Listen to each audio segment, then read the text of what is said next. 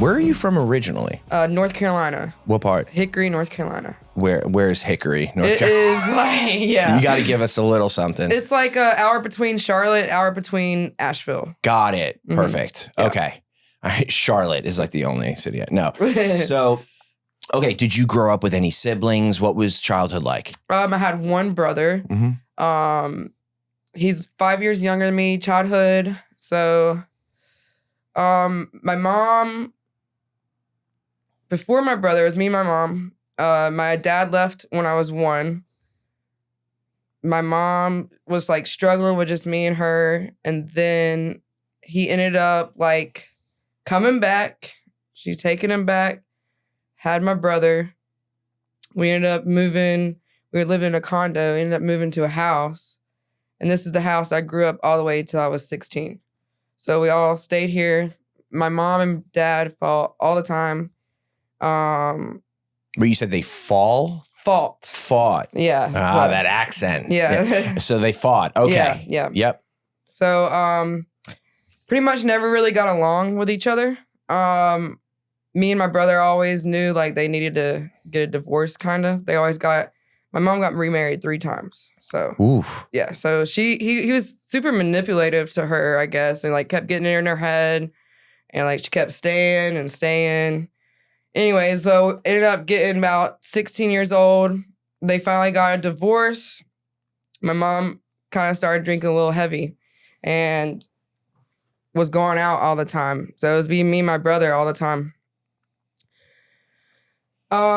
Even then, when I was young, everyone in the neighborhood, a lot of people, kids were already doing drugs where I was from. Pills, stealing pain pills, muscle relax, anything they can get their hands on, Xanax.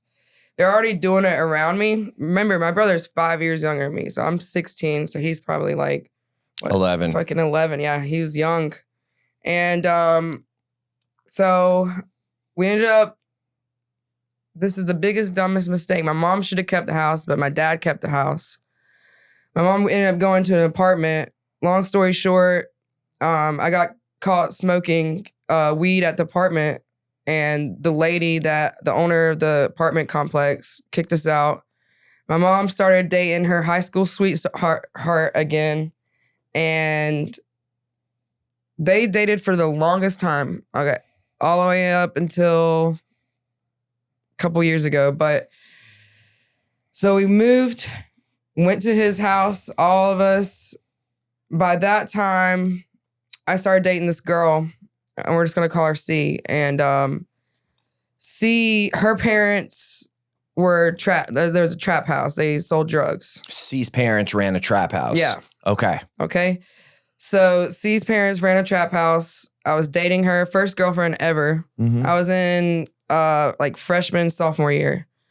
I was going between 2 different schools because I couldn't figure out if I wanted to live with my mom, wanted to live with my dad. I was very confused. Mm-hmm. So I started dating her, trap house. About a year in dating her, I'm about 17 now. I've had enough, like with everything, all the drugs being around, I never did them. I was always around them. But I was just like, one day I was like, we had this party. I was fighting with her. The 2014, 15, 16 parties. I don't know if you've ever been to one of those, but they were like crazy, huge. And my first time I ever took pills, I took 8 Klonopins. So you're at this party, you get into a fight with C, your girlfriend. Yeah. You're all distraught and you decide to take 8 Klonopins. For the first time. What happens? So it was a huge party. Next thing I remember, a bunch of police coming in, arresting people, underage drinking. I decided it's a big old house. I decided I'm going to hide. So I went and hid. And like, I can't even explain. There's like a wardrobe, like huge, taller than the ceilings here.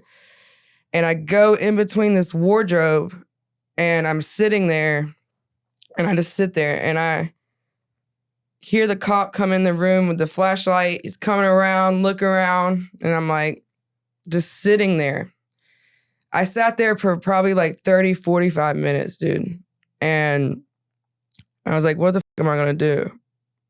I was like, okay, I'm going to get up and just get out. I don't know what to do. I just got out, started walking out. He's like, where did you come from? And I'm like, from this room. And he's like, you need a breathalyzer. Did a breathalyzer, passed. Because I guess I didn't drink. I just did the pill. I couldn't remember. Did the breathalyzer, pass. I walk outside. My ex-C is fighting with somebody. Cops are pulling her off. And I'm like, I literally just close the door, go back inside. I see this guy I know, and I know he doesn't use drugs or drink. Like he's just like one of those dudes that didn't drink. And I was like, yo, can you take me home? And he's like, yeah, I'll take you home. And then right when I was about to leave, this lady was like, you are messed up. This cop lady, you are messed up. I need another breathalyzer. And I'm like, no, I'm good. I just did one. And they're like, no, did a breathalyzer, passed. I went to my dad's house, and I remember literally knocking on the wrong door. And I was knocking, and this dog started barking, and I was like, what the fuck? I was at the wrong door. That's what I remember. Then the next day I had school. Went to school. I saw one of my friends. He's now passed away, but I saw one of my friends, and he was like, his name's Andrew. And he was like, yo, I saw you at the party. Remember we did this beer bong, took some pictures. And I'm like, that was the first time I didn't remember anything. That's what I got addicted to. I got addicted to not remember anything because I just had stuff like I remember and dwell on and dwell on and dwell on and dwell on. And that's what always caused my stress. So after that, I was a full-blown Xanax Klonopin addict at that point. So, yeah, I get that. You just wanted to numb out. You wanted to just not remember anything. If you don't remember anything, you can't really feel anything. There's no emotion in that. Yep. Now, do you think the emotion for you at a very young age, you were in a very tumultuous household, a lot going on. Do you think those emotions were just so overwhelming and it happened so frequent that you really weren't able to heal from one emotion that, you felt, and then there was just another one, and then another one, and then another one. It was just like compounding over time. I was just building them. Yeah. And I exploded. Yeah. Were your parents sitting down with you and talking about emotion and having those conversations with you?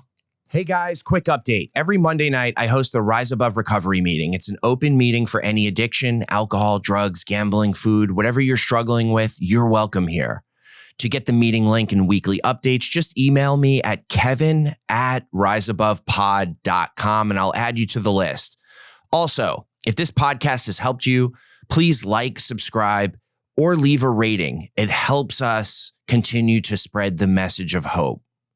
Lastly, if you'd like to go even deeper with Rise Above, check out our Patreon. Supporters get access to live interviews and can chat with guests after the interview. Thank you. I would say no. They're more like, don't do fucking drugs. Get the fuck out of my house if you're using. Yeah. My mom ended up, like, once she found out about addiction and stuff, she ended up helping me go to treatments and stuff like that. Yeah. She's a big enabler, I would say. Yeah. Like, I love my mom to death, and she's going to rewatch this, but my brother right now, he's like a constant relapser. When I say the most constant relapse, like, he is, like, right now I saw him, he was sober, but maybe tonight he won't be. He's like, it's that off edge. Yeah. What does your brother use? Meth, heroin. Okay. He's 25? Yeah. Okay. All right. So you are now on this Xanax/Klonopin run. How long does that, you were about 16, 17 years old when that happened. Yeah. How long did that go on for? For about a year. And then at the time I had a best friend, and her name was Jenna. And like I said, she was also at this party. That was her first time, like, she took pills a little bit before than I did. But I literally lived at her house. When I say, like, I stayed at her house more than my mom's, I did, like, especially throughout the whole high school years. So I was always over there, and she liked pain pills. So I started doing pain pills, and I'm like, I fucking like this way better than this fucking Xanax. You know, I got full-blown addict to pain pills. You know, that's when all the pill mills were going around. People were coming back, grabbing them, coming here. You know, they were around, real pills, not, you know, all the press stuff. So after that, I mean, I was buying like 2-3 30s, and they're like $30 a piece. You know, doing 3 or 4 a day, that's too much money, bro. Like a day, I didn't barely have a job. And if I did have a job, I would only work, I was a waitress most of the time. And at that point, I couldn't even keep a job. I was back at C's house at the trap house, and she did heroin and meth at this point. And Roxy's they just were not working. They were not working. I mean, I would just have to do like 3 of them just to feel like not sick, you know? And I've did heroin before. Like I snorted it. Like if I didn't have anything or someone was like, here, you know, like I did a little bit here and there. But one day, like I said, I couldn't feel anything. And like, I was so sick and like manipulative. Like I was like, I want to use IV, you know, and my ex C wouldn't let me, and I got her really fucked up. I gave her some heroin, got her really fucked up, and she ended up doing it for me. And when I can't even explain that feeling, dude. You chase that same high. That's all I gotta say. You keep chasing that first high. If you had to explain the feeling, she puts it in, administers it. What did you start to feel like? And did it hit you instantly? Oh yeah, instantly, just like that. All your problems went away. Your whole body feels warm. You can feel your blood literally flowing through your body. It's crazy, and it's the best feeling. You just want to like kiss somebody. You just like, I can't. Every problem that you ever felt is just gone. Yeah. That's the best way I could explain it. How long does it last for? Especially when you first do it, all day. Wow. Yeah. Wow. But once you keep doing it, it only lasts for a few hours. Yeah. And then you gotta get another one. Yeah. First time, all day. So you do this the first time. How old are you now? Like 17, 18? I'm like 18. 18. Okay. Are you still dating C? Yes. Or we were like on and off. Yeah. Yeah, I didn't really was dating anybody. You know what I'm saying? Got like, it. If we saw each other, we would be like together, that type of thing. Yeah, Trap I get house it. thing. Yeah. On the go. Yeah. So you do this for the first time, IV. Where does it go from there? Oh, man. So at this point, you know, my mom is like she sees that I'm like more fucked up than usual, I guess, like nodding off and all this stuff. So she starts checking for track marks and all this stuff. And she's like, yo, you're shooting up, da-da-da-da. I need to get you into a rehab. You know, I'm like, no. I go to Jenna's house for a long time. You know, like, I'm not going. Jenna didn't like IV. You know, she did it every once in a while, but she never got hooked. I've never seen anybody like that. She never got hooked like I did, at least when we were friends. But I was hooked to that thing, dude. And my mom, I ended up going to a rehab in Black Mountain, North Carolina. And I went to like, you know, they had the detox side and then the rehab side. Went to the detox side for like, it took me 2 weeks to detox off the first time. The first time was horrible. I had dreads in my hair. I didn't brush my hair. Couldn't take care of myself. I was so messed up. Can you walk us through what the detox was like? Oh, man. I couldn't sleep. I mean, restless leg, kicking. When I detox, I'm a monster. I'm like screaming. I'm yelling at the nurse. I'm that person. I'm not a happy person. I'm terrible. Absolutely monster. I'm kicking. I'm screaming. I'm like, help me the fuck. Like it's just like, you're not in your right mind. You got the flu. You're sick. You're throwing up. You're shitting on yourself. Everything you can think of. It's horrible. My brain feels like it's gonna explode. I just want to use something, you know.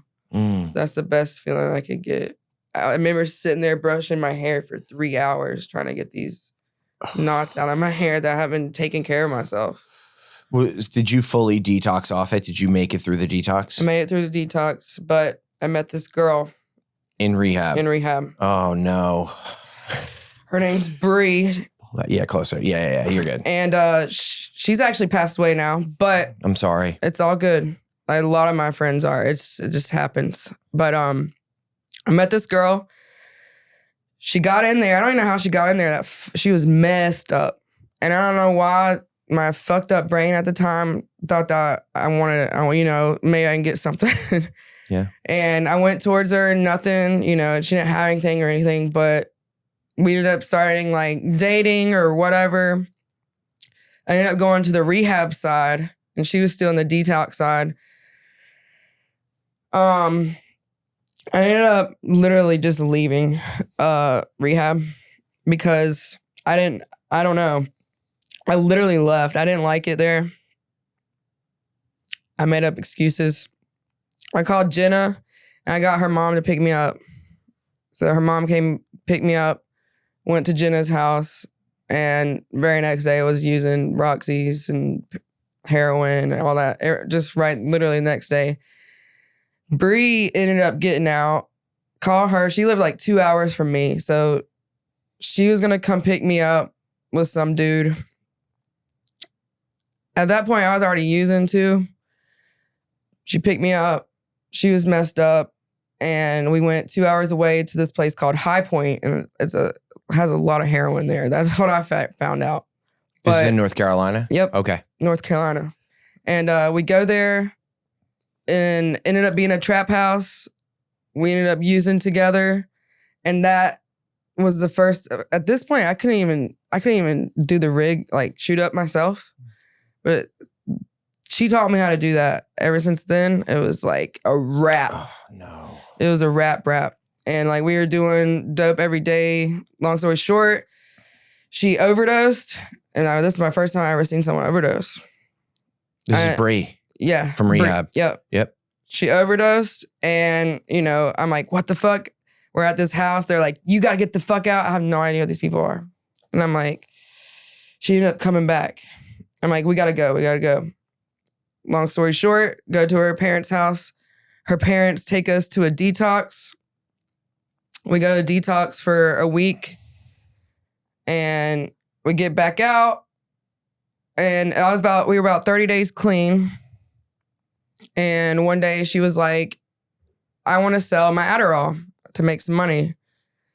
And I, you know, in my head, I'm like, that might be a bad idea, but well, let's go. And we go to this house, and I don't really know her. You know what I'm saying? I really don't. Mm-hmm. And we go to this house. It took for a while. It's taking a while. And I'm like, what the hell? She comes back. She's not fucked up. So I'm like, okay. She's like, I go to this other house. And I'm like, okay. Go to this house. You know, same thing. Taking forever. And I'm like, dude, like, I'm getting nervous now. Because at this point, this is my first time clean for 30 days ever, you know? Mm-hmm. So my emotions are going crazy.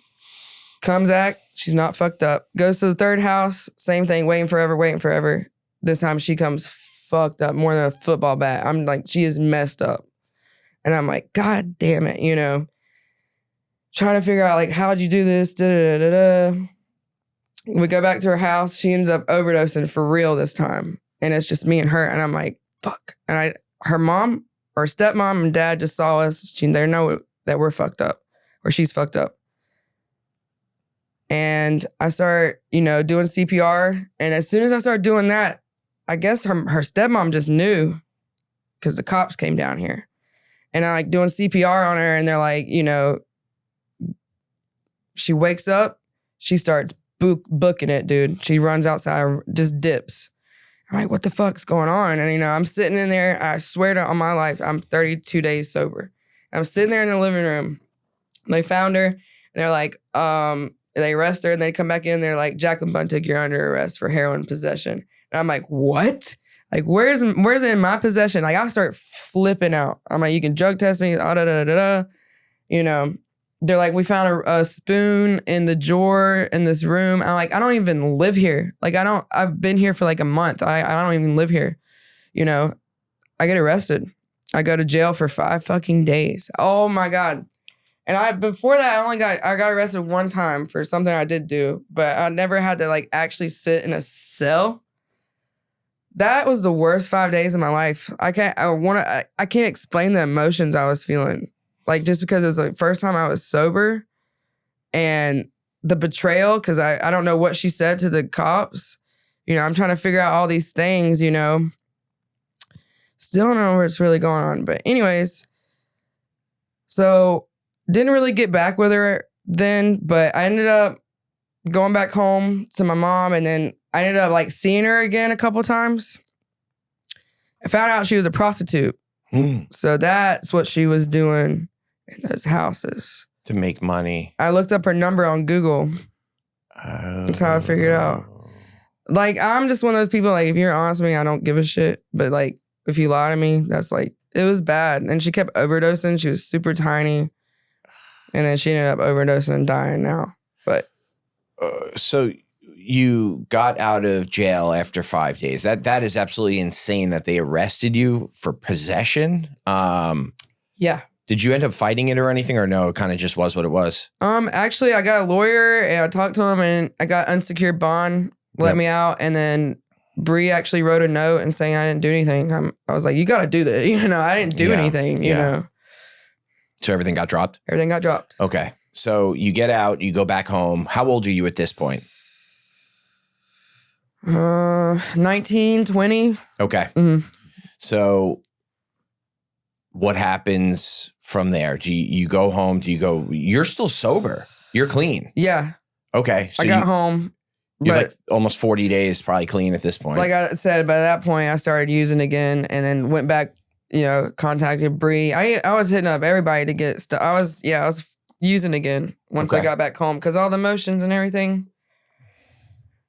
Yeah. Okay. So you get back home to your hometown. Are you living back with mom? Yep. Okay. And you're using now, full blown. Yeah.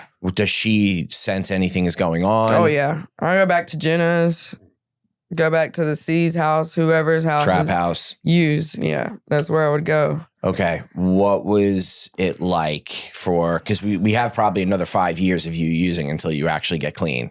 Yeah. So what was that 5 years like? Okay. So, when I'm 30 now. I mean, those 5 years, man, I just can say, like, I was using every day. I was isolating myself now. I wasn't really hanging out with anybody. I was really just I was very suicidal. I was low. I didn't really want to be with anybody. And then when I was 21, I ended up meeting this girl. We're just going to call her A. And I ended up being, like, together with her for like 3 years. So yeah, that makes it like 20. Yeah. For 21 to 24. Yeah. So a year before you get sober, you guys break up. Yeah. Okay. What goes on with her? So she ends up, I thought she was going to be great. You know, it was the first like sober person, but she really wasn't. Like, she was drinking and like doing coke. But in my I'm sorry, mind, that's not I funny, know, right? But in my you're mind, clean, but you're in my mind, that. that's like sober, right? And you know, back then you're not doing heroin and meth, but not now. That's obviously not sober, but yeah. She ended up being a freaking manipulator and narcissist, and just holding me down and keeping away from my family. Couldn't see my mom without being jealous. Couldn't be with anybody without being jealous. Took all of the friends, like, dude, she tried to take over my life pretty much. And like, I started using again, heroin. She caught it. She found the rig while I was taking a shower one day. She took all my cash, and, you know, I was freaking out. This is where I got a scar on my hand. I busted over the window. I don't know why. I was messed up. Busted over the window. I'll never forget that, though. And I was bleeding. And I went to the emergency room, got my hand twisted up, went to the ATM machine right there, got it, more money out, and went straight to the dope dude's house, who's now dead too. Like, I'm telling you, when I say everyone I used to hang out with is dead, I mean, I'm serious. Yeah. Like, so go there, get that. I end up going to my mom's house because I'm not going back to my ex's house. I'm going to my mom's house, and she knows I messed up. You know what I'm saying? She knows. And I'm just in the room for like 2 weeks using. And I used, and I was on the toilet. I swear I think I overdosed. I have overdosed twice, but I don't really want to get into that because they're so long stories. Mm-hmm. Maybe if we can later, but I want to get through this story first. Yeah, go ahead. But yeah, I had 2 overdoses. Then this time I was just on the toilet, and my mom came in the room, and she was like, you know, do you want to go to this rehab that, you know, your brother went to? And I was like, yes, I do. I need to try something, you know. And like, I've went to other like detoxes and stuff before that, but never went to like a big rehab except for the first one I went to. And it was here in Florida in Fort Lauderdale. And flew here, went to the detox. You know, I was against Suboxone. Mm-hmm. I didn't take Suboxone. Even then, like, I was like, I don't want to take this. I don't know why, but then I just like, I cannot take this. And I went through detox. I'm raw dogged it. I hate medication. Mm-hmm. I know that's crazy from everything else to take, but back then I just couldn't do it. And went through the detox. It wasn't too crazy. I don't know why. It was a big mental thing for me then. I kind of just like, I can get through this because a lot of the times I did get through, like I wanted to get clean and I would get clean for like a week and then go back and use. Yeah. So you kind of still have that mental, get through that. Then went to that detox, went to the rehab, met this person, and we were like really, really good friends. And I wanted to get my car. So I've been in that rehab for about 3 months. I wanted to get my car back in North Carolina, talked to the guy that owned the rehab, flew me back down with a client, Dylan, and we went there. Well, I had some enemies while I was in North Carolina that I forgot about, okay? The day I was leaving after I got my car, I was sober.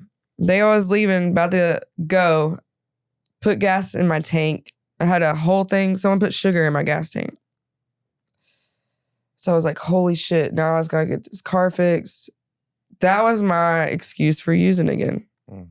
So me and this person started using again.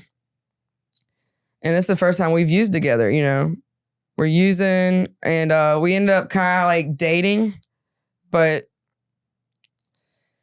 anyway, so then we drove all the way from North Carolina to Florida, 10-hour drive on freaking heroin. Mm-hmm. Don't know how I did that. And then like an hour away from here, there was a Publix. This is the last place I used. I used it and I threw the needle in the trash or whatever. And then I was like, this is the last time I'm using. I don't know what it was. I can just say it was like a spiritual awakening. I wanted to do this. Like this is my last time I'm ever going to use it or drink. I was like, I'm not drinking. I'm not doing anything. Something snapped in my brain. Like I don't want to feel like this anymore. And this is when you got clean. This is the last time I used. So you were 25 years old. This was 5 years ago in 2020. Almost 5 years ago. See, I have 4 years and 10 months clean on the 29th. Yeah. Okay. Yeah. So yeah, you're coming up in August. You will have 5 years on the 29th. Clean.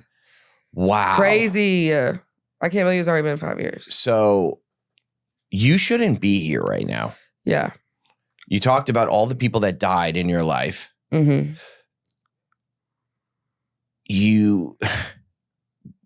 It's insane. The shit you've been through, and you're here today. And then the moment you used the last time down here in Florida and threw it and told yourself, this is it, I'm done. Yeah. Walk us through, you then, after you shoot up, you go into the rehab again, right? Yep. Is that the one in Fort Lauderdale? Mm-hmm. Okay, so you go to the rehab. What was that like? And then walk us through early sobriety, like the first 90 days, like what you did to stay sober. Okay. So I was so messed up, like, cause I had to go to the rehab first to get my stuff. Remember, I've already been here. The staff knows me. And, this guy comes in and he's like, I gotta search your bag. I'm in my mind, I'm like, I don't have shit. I already got rid of everything. He finds a needle in the bag and he was like, what the hell? And I'm like, can you just throw that out? Like, I was such a bitch, dude. I cannot explain it.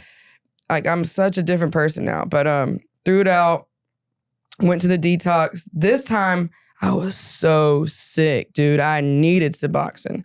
I only believe in Suboxone for a short time. Yeah. So I did it for like 3 days. And that was the first time it actually fucking worked for me. Like, it actually helped me detox, Yeah. Yeah. And that was the first time I was like, okay, this is what it does, instead of abusing it. Right. I believe in short term. Yeah. So they do like these 20-day tapers if you're coming off of opiates. That I support. I do support the 20 days. So one of the times I got sober, not this time, one of the times I got sober, so I was an opiate guy as well. And I was going to a psychiatrist and I wanted to work. I didn't want to go away to treatment. And he's like, listen, I'm going to give you a 20-day supply of Suboxone to detox yourself. But it was it was minimal. I think the first 4 days was, 2 milligrams. Then the next 4 days was 1 milligram. Then the next 4 days was a half a milligram, then a quarter milligram, and then an eighth of a milligram. And then that was it. But it got me through that time. Yeah. And then once I got off the Suboxone, I had, restless legs, a little bit of anxiety, but it was very manageable. It wasn't as fine. bad, right? Right. Exactly. So, okay. So you then go through, the detox wasn't as bad because of the Suboxone. Right. Now, let's talk about once you get out of rehab and you start transitioning back to life. Do you go back to North Carolina or do you stay down here? So my plan was I was going to stay in Florida and try to start a new life, whatever. But one day I was just like, me and Dylan weren't even friends anymore. And I really wanted to be friends with them. And I was just like, they were my roommate. They're everywhere I go. I can't grow here. I cannot grow here. I was like, I'm leaving. I'm like, I'm coming home. She's like, no, so I'm like, I'm coming home, I get there and my old job rebacked open and it's this restaurant that I started working at again.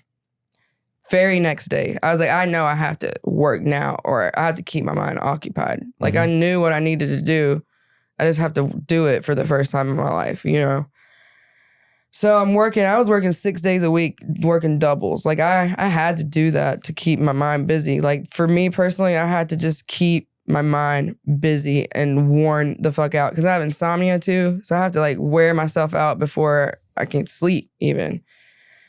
So I worked my ass off. I made goals. I manifested stuff I needed to do. I wanted to get a new car. I wrote that down. I got a new car in just a few months. I saved and I worked and I saved and I got addicted to saving. And that's how I got my money for the first time in my life, And I'm working. I got my new car. And that's where I met my girlfriend now, Emma. We work together. I was explaining to her I'm in recovery, She's super supportive about it. Her dad was an addict, so she was super supportive of it. First sober relationship I've ever been in. We've almost been together 3 years now. Almost 4 years, sorry. 3 years living together, 4 years being together. So, best relationship ever. She's literally my best friend. I can't explain it any better. I can't, everything just worked out. And now we live in Pennsylvania. We got our own apartment with my dog. I couldn't be happier, So did you go to meetings when you got out? Did you build a sober community? I built my own. So I would say something like that because I am a YouTuber. I'm a Pokemon YouTuber. I'm PokeJack on YouTube. So I've been doing this for about 2 years now. But even before, I would go on online Facebook groups even or talk to people online that I was interested in their videos or stuff like that. Just interact with them my own way. Yeah. I did go to meetings every once in a while to get my chips and stuff. They just were not for me. Yeah. If that makes sense. Look, everyone has a different way of recovering. There is no one way to recover. True. For me, I had to go to meetings. That's what helped me. Everything is different for everyone. But what were some of the tools that you implemented? It seems like you needed a structured schedule, and you did that through work and hitting the ground running right when you got back, keeping yourself busy so that you're not in your head all day. Yeah. Because once I'm in my head, that's it. All bets are, I'm using. It's just a matter of time. Yeah. Because I am my own worst enemy. Especially at the beginning of recovery. You know, you cannot be in your own head like that. Yeah. Is your girlfriend in sobriety? No, she doesn't smoke. She doesn't drink. Wow. Yeah. They make him like that? I know, right? I know, right? Yeah, I got lucky with that. Isn't it crazy how normies, like people who don't have issues with drinking and drugging, how they just like, no, I'm good. I know. I don't drink. She doesn't hardly get mad. I'm like, how? You need to like lock me up, throw me in a fucking padded room to get me to stop drinking. Oh, I know. You know? Yeah. Like, for sure. Shit needs to hit the fan. Yeah, that's another thing. Like, I never thought drinking was my problem, but I had to quit drinking because it kept waking up these freaking demons in my head. You know what I'm saying? I know exactly what you're saying. You know, yeah. But God, dude, I was like, no, drinking's not my problem. I just can't drink. You know, it's not my thing, but I don't want to ever be outside my sobriety now. And I feel like a big thing for me is spirituality. That's what keeps me grounded every single day now. And that it's a big difference. Completely different person than what I was before. From a spirituality standpoint, what do you do on a daily basis to keep that up front and stay spiritually fit? So I've just had like meditation, like kind of like a prayer, but not. I do a little different. Like it's kind of like meditation, just thinking about what you're grateful for and like what can come in the future. Some kind of like manifestation in your own head. Music's a big thing. You make music, right? Yeah, I actually wrote a song called At the Right Place. My stage name's Jack Ran Away. Jack Ran Away. Jack Ran Away. JAC ran away. Yep. JAC. And it's actually about recovery. I always wanted to write my own music. So that was my first song. I got to get more structure with the music thing. I'm getting there. It's getting there slowly. I got one song out, and that's a big accomplishment for me. That's amazing. Yeah. That's amazing. So that's like you tapped into your creative side. Yes. That's so important. It is. Because I feel like addicts and alcoholics, we feel like, and this isn't true, we feel like we lack purpose. Yeah. And hope. If you don't have purpose, hope is really tough to come by. Yep. Right? So tapping into your artistic side and just even exploring new things, new interests, new likes is very important, especially early in sobriety. You know, it just kind of, it helps you keep an open mind to different things. And also too, in your case, I don't know about you, but before I got sober, I wasn't meditating on a daily basis. Right. I was like, that shit is lame. It doesn't work. Yeah. But once I started tapping into things that I once had a passion for or new things and built a passion for it, then I started to open my mind to other tools in recovery, such as meditation. Yeah. And, you know, that manifestation. And because when I wake up in the morning, I have to meditate every day. I pray and I meditate every morning because my thinking is just chaotic in the morning. When I first wake up, or even if I take a nap during the day and then I wake up, I need to reset myself because that thinking is just bad. It's bad. I know you have ADHD too. ADHD. Me too. Yep. Yeah. Yeah. And PTSD and depression. Wow. Yeah. What is the PTSD from? Sexual abuse. Okay. Yeah. Are you allowed to talk about that? I think that's when I started shooting up. I think about it. Yeah. Yeah. That was at a young age? Yeah. Okay. So what else other than, you have this structured program. I'm a true believer in spirituality. Is part of it is doing the next right thing. And just, I don't want to say the word karma because that's like a selfish way to put it. Doing things for other people, not expecting anything in return. Is that how you practice your life today? Oh yeah, 100%. Especially with my YouTube channel. I mean, we as a Pokemon community, we help each other grow, especially like with content and stuff. The Pokemon community, I love it. Pokemon community. I'm telling you, a lot of us are in recovery too. Really? Oh, so many. No way. Yeah. I talk to a lot of people about recovery all the time. That's cool. Yeah, it's really cool. I do want to start something with that very soon. Yeah. I want to start interviewing people in the Pokemon community about recovery. That's amazing. Yeah.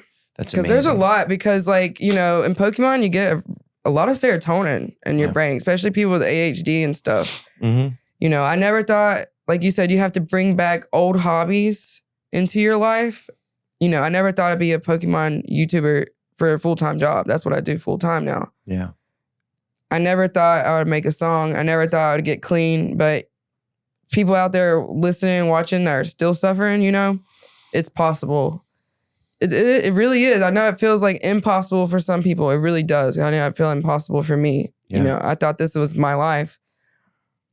But something always kept me going. And I think that was like God and spirituality for me. Like there was always just a little hope left. And that's all I needed for me to be here today. It's that voice that keeps telling you to push forward no matter what. Yeah. And just believe. Yeah. We were talking about the podcast a year ago. This was nothing for like 7 months. And I'm like, fuck, what am I doing? What am I doing? Never is this give even, what is this? But every once in a while, I would get a little message or a DM from someone saying, dude, I have 15 days clean today because I started listening to your podcast and it motivated me to go to a meeting and get clean. And I'm like, oh, okay. That's awesome. And then it kind of steamrolled from there. But there was a little voice inside of my head that kept saying, push forward. Just believe in yourself. Just you're headed in the right direction. You're onto something. Mm-hmm. And it was almost like I just knew. Yeah. I knew. Yeah. That's how I feel too, man. It's that lack of hope, purpose, and a higher power in your life when we're out there drinking and drugging. And the shame, shameful things that we do that just keeps compounding and prevents us from giving ourselves a shot because we don't feel like we're worth it. But we are. Yeah. And some days are better than others, Mm-hmm. Yeah. Now, you said your mom just recently or within the last few years broke up with her boyfriend. Yeah. How is your relationship with your mom today? Oh, we're good. We have a really good relationship, I would say, especially since I live so far away now and not living with her. Yeah. And she can agree with me with that. But my brother is living with her now and he's driving her crazy. Yeah. He was doing good though. Like I just went there yesterday. He looks the best I've seen him in years. So let's just hope it stays that way for a little bit at least. Yeah. Is it just, how did he start using? Just from your town? Is your town a rough? I mean, it's not even that rough. It's just like the people we were around, like growing up and people that we were around, like he started doing pills before I did. No way. Yeah. And he's still using longer than I have. I've been clean almost 5 years now. He's still using. So he has a lot of, problems because you're using such a young age. Your brain's not even growing, dude. You know what I'm saying? Yeah. Yeah. He has a lot of issues. And you can't even sit down and have a normal conversation like me and you. His ADHD is so bad. Yeah. It's it's a lot with him. Like I can work with other people and like if they need help and stuff like that. He's so selfish and just, I don't know. He's too much like my dad. Yeah. He's in it. Yeah. He's in it. Yeah. Are you still in contact with your father? No. Okay. I don't talk to him. Yeah. It's been a long time. I don't know, 10 years. Yeah. He sent me a happy birthday on Instagram on my 30th birthday. When was your birthday? On October. Okay. I blocked him. I didn't know he had Instagram. Do you think you could ever mend the relationship with your dad? I don't want to. Okay. If that makes sense. He never wanted a relationship with me, never liked me. He always liked my brother more than me and stuff like that. He doesn't even really like my brother, you know? He never even liked my mom. He's a narcissist. He only loves himself. He only likes himself. Yeah. He's not going to love anybody else. Yeah. He never did. Yeah. Why would I waste my energy on that? I'm doing so much better. Yeah. If you had one piece of advice to give to, let's say, the 20-year-old Jaclyn who was just caught up in the grips and the trap houses, and the listener right now who was in your shoes at 20 years old, what would that piece of advice be? That listen to that little voice that you could make it. You're going to make it out of this. This isn't forever. You can do anything you put your mind to, and that's facts. Manifestation is real. You did this whole thing, you know what I'm saying? You never thought you could do this, and here you are with me. And like how I started my Pokemon channel, I was waitressing for 10 years, bro. And I was just like, this manager was awful. I just couldn't, I looked at him and I was like, fuck you. I'm done. I'm done with everything. I quit, I left, and I put my whole entire energy into my Pokemon channel. And that's what I've been doing ever since. Because I believe in it. I still believe in it. That's why I'm going to this card party in a couple hours. That's why I'm going to all the conventions and like card shows to meet people, interact with everybody, collab with people. Because I believe in myself and I want to do this. Yeah. And I want to make music. And I can't thank you enough for having me on here today, dude. Yeah, of course. This is freaking awesome. Of course. I watch you all the time.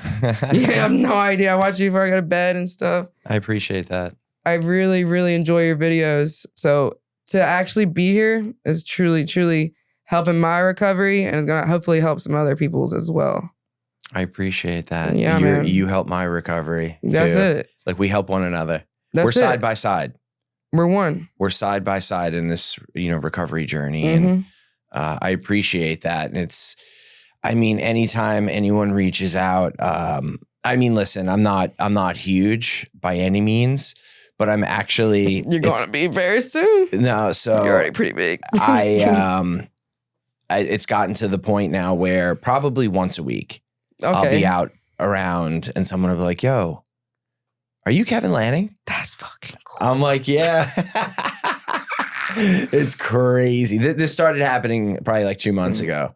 Dude, and that's awesome. But you know what it is?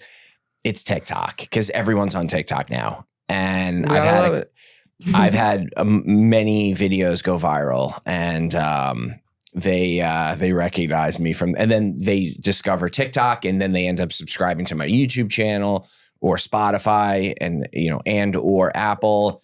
And then they start listening, which is just so cool. And there was a guy I met yesterday at the meetings at my home group, and he came up to me after the meeting are you Kevin? I was like, yeah. What's going on? He's like, dude, I have 48 days today. And I started listening to your podcast months ago before I even got sober. I'm like, dude, I hope I didn't ruin your high. No, but he's like, no, man, I appreciate it. It really helped me a lot and helped knowledge me on recovery and like what I had to do. And it was pretty cool to hear that. That's so cool. Honestly, that's the most fulfilling thing. Yes. I don't care if anyone says, it's cool to get recognized, but like when someone is helped and they're now sober or clean and they're given a chance at recovery, that's why I do what I do. It hits different. That fulfills me today. That's amazing, dude. It's crazy. Imagine how many people you're seriously helping. I hope. You don't know. I don't know. It's crazy. I know. In so many different ways, you're helping so many people in so many different ways. Appreciate that. Like, including me, like, it's crazy that I'll never forget this, Yeah. It's really, really cool. But I did want to jump in and tell you a little bit about Jenna. Yeah. So her and her parents got murdered in October. Whoa. Hold on. Okay, so Jenna it was the one was your girlfriend for a little bit. When she was my friend, my best friend, the one I used with all the time. Yes. Okay, so you had C from the trap house, but Jenna was your best friend from town.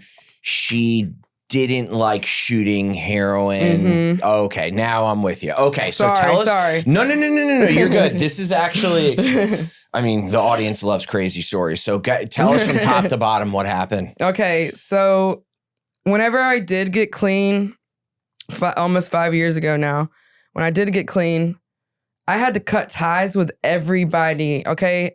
All my friends were also friends with my ex, the one that was a narcissist, and the one I left in rehab. But anyways, I kind of just had like I gotta cut these people off. I can't hang out with someone that's hanging out with my ex or using, drinking. I can't do it no matter how close I am to you.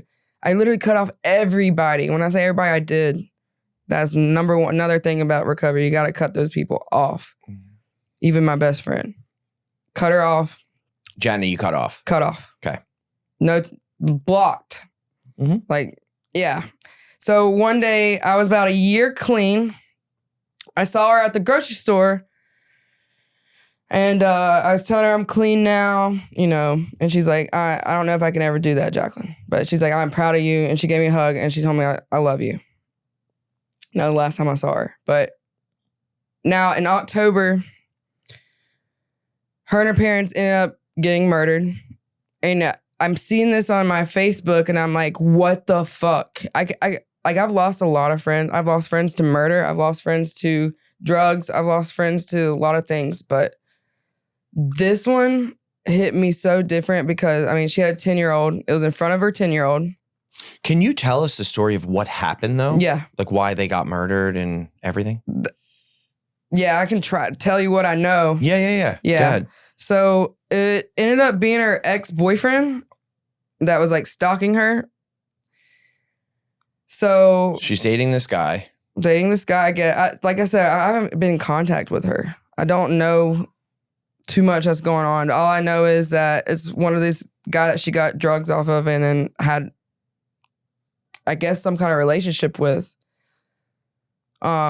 She starts seeing him regularly. Probably seeing him regularly. That's what I'm hearing. And that's, like I said, I wasn't really talking to her. I don't know what was going on.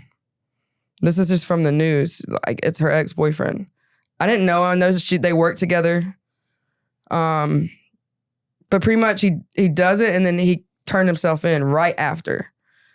Like I said, I wasn't really in her life for 5 years. So a lot can happen during this. She could be doing all kinds of stuff. I don't know. But all I know is that he killed her and her parents. He walked in her house, killed her dad first. Gun, shot him in the head, shot the mom, or actually she pistol whipped the mom, then shot her mom. Looked at the son and said, "You need to run." Points the gun at him, shoots, and misses. He opens the door and he runs to the neighbor's house. Jenna walks outside in the backyard. She trying to open the door. She's struggling. And she's running. And she's running in the backyard and he shoots her twice in the backyard. Still to this day, don't know why. Because he's jealous? I don't know. He killed them all. He tried to kill her son. I still talked. So listen, so her son was probably like 5 when I knew him. This is how, like, I know, like there's like a lot of reason why I believe in God and all this stuff. But when I went to her funeral, he only knew, I mean, he was like 5, maybe 4 or 5, maybe not even that. Like when he knew me, he goes there and he goes, "Jaclyn," he's waving to me. He's not crying or nothing. He's just saying, I go and sit beside, I'm bawling, crying. And he's like, "You're my mom's best friend." And he's just talking everything I ever needed to hear. He's like, "You're my mom's best friend," you know, all this stuff. And I still play Fortnite with him to this day. Strongest kid I know. Strongest strong as he talks like an adult. Like obviously he had to grow up fast, but like he's going to counseling school. I started a fundraiser for him, GoFundMe.